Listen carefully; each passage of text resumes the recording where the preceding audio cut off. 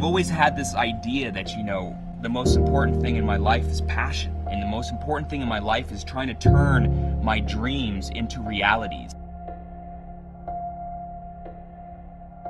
People say you have to have a lot of passion for what you're doing. And the reason is because it's so hard that if you don't, any rational person would give up. Sometimes you can try so hard at something. Sometimes you can be so prepared and still fail. It's really hard, and you have to do it over a sustained period of time. So if you don't love it, if you're not having fun doing it, and you don't really love it, you're going to give up.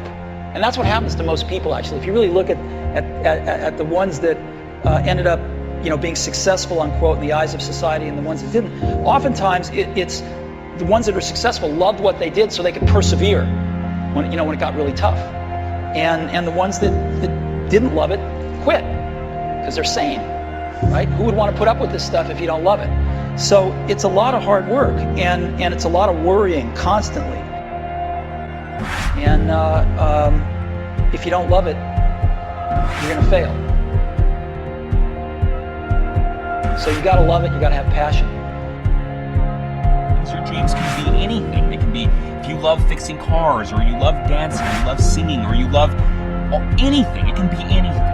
But if you love something and you have a dream to do something, what's important is that you don't allow fear to stand between you and whatever that something is. That's what I think is really important in a person's life, is to push through that fear, learn to control that fear, learn to harness that fear. But don't ever allow that fear to hinder you or stop you from living your dreams, because that's really what life is all about anyways. You know, it's about trying to turn your dreams into realities and to live your passions. Don't cry to give up, cry to keep going. Don't cry to quit. You already in pain, you already hurt. Get a reward from it. It may last for a minute, or an hour, or a day, or even a year. But eventually, it will subside, and something else will take its place. If I quit, however, it will last forever. Always want to give up. I'm dropping. Why are you dropping? I'm so grateful that the slaves didn't drop and quit. Say, I'm just going to stop. I'm a slave. I'm just going to be a slave. I'm going to quit.